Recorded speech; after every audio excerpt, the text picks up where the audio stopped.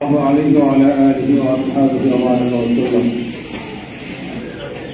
যুব আন্দোলন বাংলাদেশ ঢাকা মহানগর উত্তরের আয়োজনে আজকে এই প্রস্তুতি সভার সভাপতি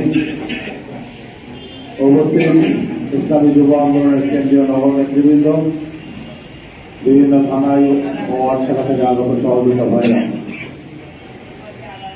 আমরা আজকে কি বিষয় নিয়ে এখানে বসেছি নিশ্চয় আপনাদের সবার জানা আছে বা এতক্ষণ পর্যন্ত সেই বিষয়ের উপরে আলোচনা হয়েছে। আগামী 17 জানুয়ারি যুব কনভেনশন আল্লাহ যদি কবুল করে আপনাদের সবার আন্তরিক প্রচেষ্টায় আমরা বাংলাদেশে ইতিহাস সৃষ্টি করার যুব কনভেনশনের আয়োজন করতে চাই। ঐতিহাসিক সরোয়ার্দী উদ্যান এটা অনেকটা রাক্ষসের মতো, দেখবেন যে হাজার হাজার মিছিল মানুষের মিছিল নিয়ে ঢুকলে মনে হয় গিলে ফেলছে। সুতরাং এই জায়গায় প্রোগ্রাম দেওয়া মাঠ যত বড় সাহসটাও তত বড় লাগে। আর এই সাহস আমরা পেয়েছি আপনাদের আন্তরিকতা, আপনাদের চেষ্টা, আপনাদের উদ্যোগ থেকে। আশা করি আপনারা নিরাশ করবেন না ইনশাআল্লাহ। সরোয়ার্দী উদ্যানের প্রোগ্রাম এটা ইসলামী যুব আন্দোলনের কেন্দ্রীয় কমিটির আগ্রহ কিন্তু হচ্ছে না।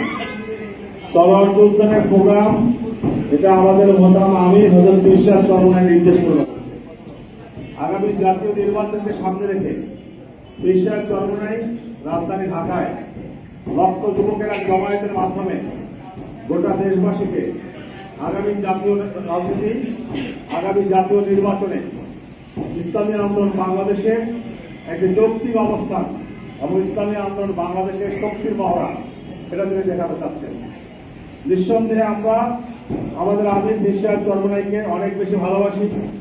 আমরা তার আনুগত্যশীল কর্মী হিসাবে পীর চরমনাইয়ের প্রত্যেকটা নির্দেশ, প্রত্যেকটা আকাঙ্ক্ষা পরিপূর্ণ বাস্তবায়নের জন্য আমরা সচেতনতার প্রয়োজন প্রমাণ রাখবো। এটাই সময়ের দাবি এবং এটাই বাস্তবতা। সুতরাং এই জাতীয় যুব কনভেনশনে ব্যাপক উপস্থিতির ক্ষেত্রে সবচেয়ে মুখ্য ভূমিকা পালন করতে হয় ঢাকা মহানগরকে, যা ইতিপূর্বে তারা করেছে, আগামীতেও করবে বলে আমরা আশা করি ইনশাআল্লাহ।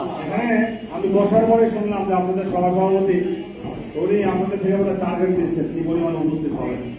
উনি বলছেন যে 500 নিচে বলাই যাবে না, ঠিক আছে ঠিক না ভাই? 500 এই সংখ্যাটা তো ঢাকা মহানগর সেটা মানায় না নাকি? এই সংখ্যাটা হইতে মানায় না, এটা একটা নির্মাণের সংখ্যা। যেখানে লোক লাগবে লক্ষ লক্ষ, সেখানে আমরা হিসাব করি 100। তাহলে আমরা টার্গেট নিয়ে বসতে পারবো? নিজের টার্গেট নাই, আনলিমিটেড সোজা সাপটা হিসাব। ঢাকা শহরের কোন যুবক